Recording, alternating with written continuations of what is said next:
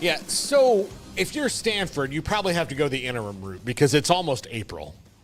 Yeah, we've already started spring practices. Yeah, this past weekend for a lot of schools, right? Now, they could have done this faster when the first time came up. They gave him. I was sitting in a hotel room in Kansas City. This was 2 weeks ago. Yeah, they gave him a warning. They gave him. They're like, "Don't do it again." And then shame. It's like, dude, the first almost time, immediately it's like he walked out of the room and like called a girl Toots. Like he was just like, yeah. All right, well, I can't do this again. Hey, Toots, get me a coffee. Golly.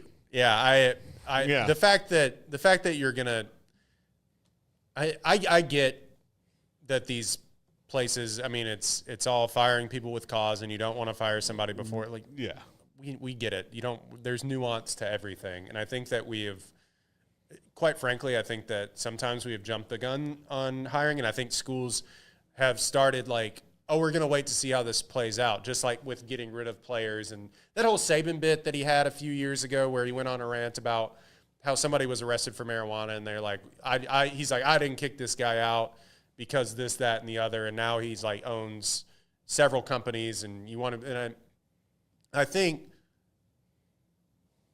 not to – go on some anti-woke rant. I think what we have done a little bit is that we are really quick now to like reach for somebody's resignation. But with this, it's like you knew you had a bad. Look, the first time, fine. Like, tell him, make him go to the course and all that. But when he walks out the door and does it again, you're like, buddy, what did we just talk about? Yeah. Like this is like. I also, quite frankly, this is my stance. I think you have to really, when allegations are made by women and female staffers, like we have to take that seriously. Mm-hmm. And I think we have to take that. I don't know. I just think that we have to give more credence to those allegations, and the fact that we're giving people almost like, I don't know, a slap on the wrist with some of this stuff was tough to begin with in the first place. And it's just like, well, don't do it again. It's like, I don't know, man. Was he really going to learn his lesson from that in the first place? Shame. Mm-hmm. Come on. Like, we got to be a little bit smarter than that. And so it's just like, and it's not like y'all had been, this is going to sound crass, but like it's harder to get rid of successful coaches. We see it all the time. Yeah. That people will go a long way to bend over and, break their backs for successful people. Yeah. And try and like, we'll take a lot of heat if this person is they haven't been successple too. So the idea that the idea that you can't just get rid of this guy is asinine to me, quite frankly. Yeah, absolutely. No, I agree with you. So yeah, it's weird. I just think it's silly that like, okay, look, you should learn your lesson. Like I think everybody needs to, especially if you come from a bygone era, sometimes you need to like, I'm about giving people a little bit of like, all right, look, you don't understand how it was different where you were than where you are now. Like you can't just say these things, right? Yeah. But even then, like, what are you doing? Like, it's crazy. And, I'll tell you, most places the football coach needs to treat, like the coaches need to treat everybody a lot better than even like the people underneath them do. Yeah. Right? Like you've got to make sure because you need everybody. You need everybody if you're the leader of the situation, you need everybody at the ready. So you can't really treat, like, to me, I don't think you're going to be successful if you treat the lowest people on the totem pole badly.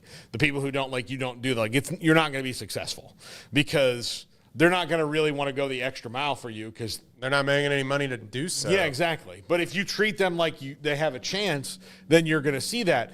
Part of the reason Nick Saban is successful, I've never heard one person who worked from his GA or anything like that was like, oh no, he treated me like dirt. Like it was hard, but he treated me with respect. Yeah. Now, I can tell you lots of stories about a coach that worked here in a non-football sport that I don't want to mention names, but she and Elton John shop at the same store. Check out my go-to polo from Flag and Anthem. It's everything you want in a golf polo, but you can wear it at a dinner, to a barbecue, whatever your plans are. It's extremely soft, super comfortable.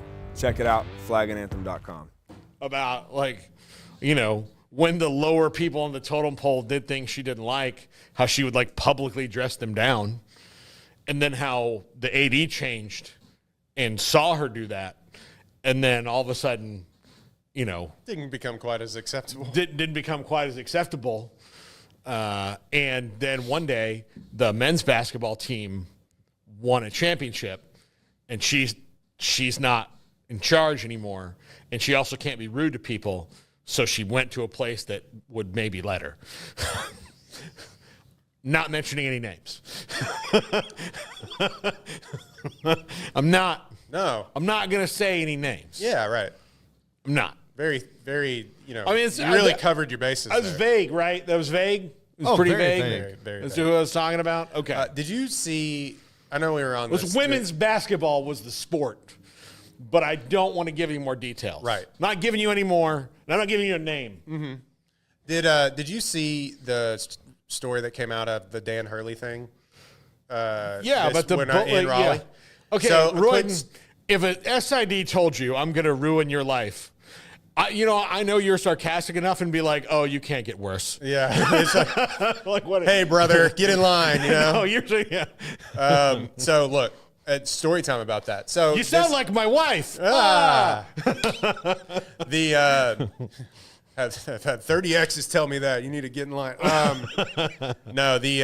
So quick story time about that. So for the uninformed, and I'm sure that the audience of this show will know, but there's a reporter, I believe his name is Jay Ellis, I believe works in Charlotte. Yeah. Yeah. Or was he Charlotte? Yeah. I think he works in Charlotte. Yeah. So he was just at the game, I believe, covering Duke, like 90% of the reporters there were. But like he filmed Dan Hurley coming off the court. Dan Hurley was said, to paraphrase, I hope you don't get F. He was talking to Baylor players and coaches. I hope you don't get F like they just F'd us in the Florida game. Yeah. He filmed it.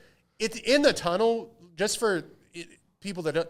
That's fair game, by the way. Yeah. For most, he's not in the locker room. And even then, open locker rooms, really, he's coming off the court. Yeah.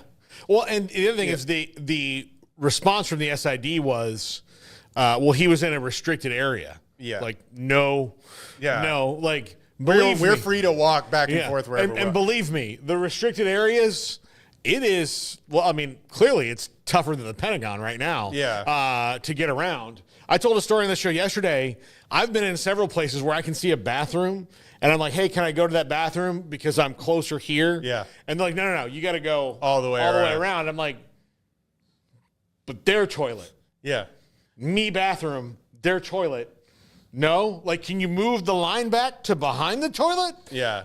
Like, we could just do that. Can we agree to this line of demarcation is behind the bathroom? By the way, there was like a one-holer at the Lenovo Center for like 40 meeting members, it felt like.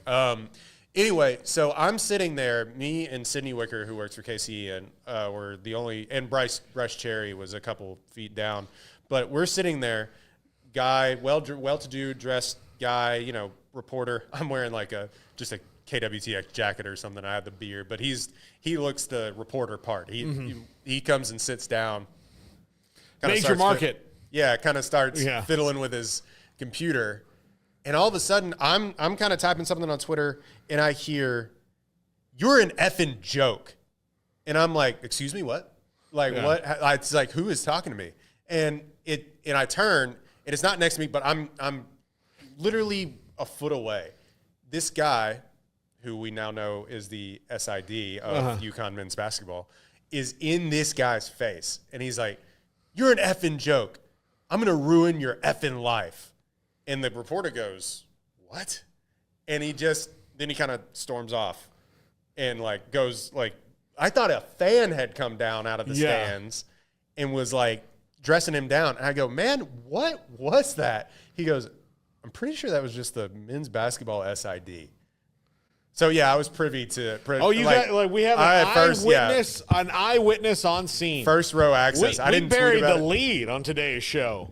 I should have flipped you and Pierre today. Yeah, I didn't tweet about it or anything. I felt like it was that guy's to worry about. Well, you did. You got to see it. But like me and Sydney were like kind of like, yeesh. Like what? He goes, I think that was a men's basketball SID, but he said, you're an effing joke. I'm gonna ruin your effing life. And I was like, what the heck? And we just looked at each other, and I was just like, I have never, for as much as you communicate with SIDs and everything, I have never once thought that, and maybe this is a testament to Baylor in general, but like I've never once thought that somebody was going to go, you're an effing joke. I'm going to ruin your effing life.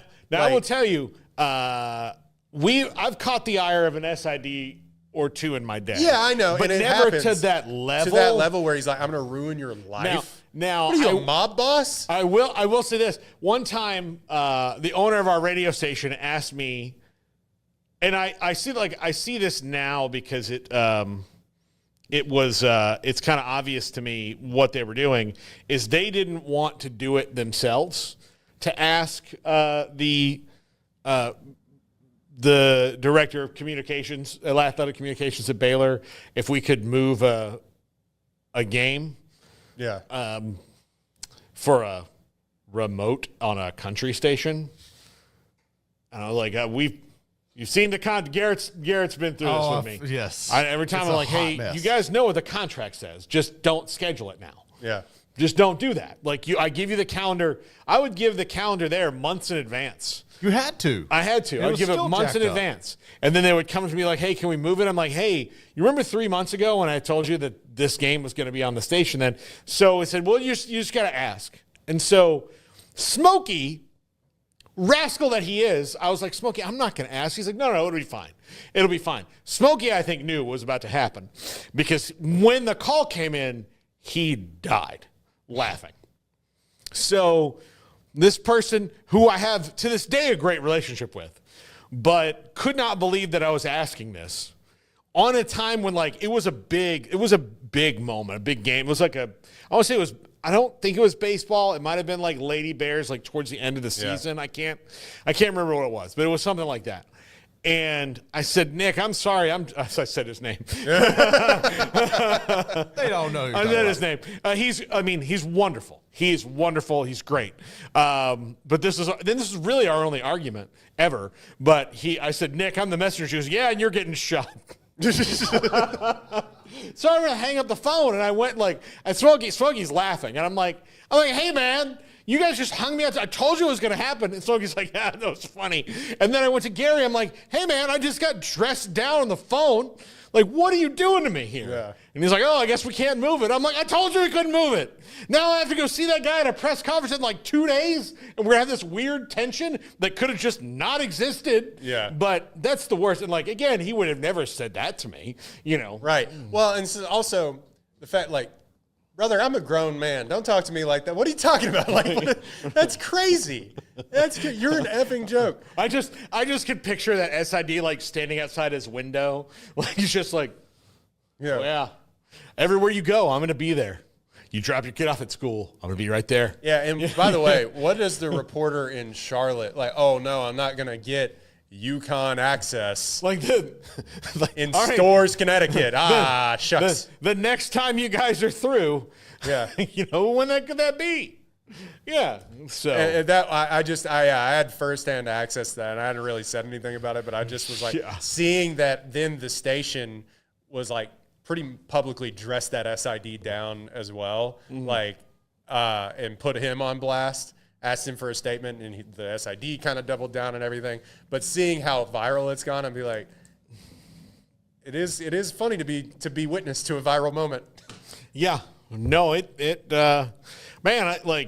that's like being there for Charlie Bit My Finger, or that level of virality. Yeah, in the sports world, probably. Dan Hurley's going to have a lot more of these. It's like that. It's just third one this year. Everybody was everybody was dunking on him a little bit, but also it's have we not watched Dan Hurley? Yeah, it's par for the course. It's not that. It wasn't. When I watched the video, I was like, not that shocking. Yeah. It was like, and his statement was like, the lasting image should have been him walking off the court arm in arm with his players. Well, then don't let him yell. Yeah. Like, tell him, hey, don't say anything until you, like, get off the court. Like, you know, just make sure that he, like, if I'm the UConn AD, I'm like, hey, we love everything you do. Like, we understand that you're an emotional person. But, you know, everyone has a camera. Yeah. Everyone has a camera everywhere. And, you know, so when it says, like, this should have been the lasting image, like, okay, that's fine. But, like, 10 seconds after that image, he did this thing. So, you know, that's like if you're a gym class and you're playing kickball, and you score the winning run and everybody's excited, but you immediately pee your pants. Like, okay, the last thing, you can't be like, guys, why aren't we talking about 5 minutes ago where I won the game? You're like, I mean, you peed your pants after that, man.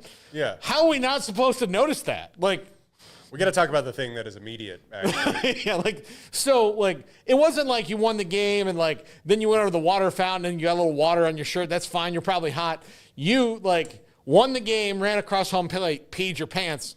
That negates our, you know. And also, quite frankly, like, look, nobody feels bad for the two-time defending champs. Yeah, like, no. nobody, just that comes with the territory. Yeah. So, yeah, it was just a crazy moment to have witnessed in a weekend of, like, really no controversy. It just, like, we've been the most chalky bracket that has ever been made. And the biggest controversy outside of that was that maybe somebody on Maryland traveled when they took the shot against Colorado State. Yeah. Like, that's been it. Yeah, it was interesting to be privy to the most viral moment of the weekend. Yeah, no, I should have even, like, I didn't even think that, like, oh man, I should have asked you if you saw that in person. Yeah. You didn't see Hurley. Did you see Hurley? No, because I had already. You were already in your chair? Yeah, I mean, by the time that guy, I was already, like, on the court, kind of getting ready for the game. There was about, I don't know, maybe 5 to 10 minutes left to go before introductions were made.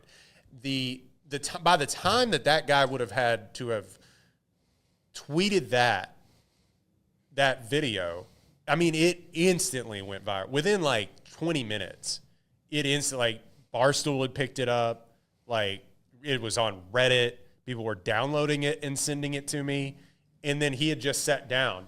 And not 2 seconds after he sits down, this SID, who I'm blanking on what his name was, but, like, came up and, like, stuck his finger in that guy's face. And I was just like, oh, my God. That's just, yeah. Meanwhile, non-confrontational Royden was just like, ooh. No. Okay. I really thought somebody had, like, yelled, like, were yelling at me and Sydney. Like, I was like, what did I do?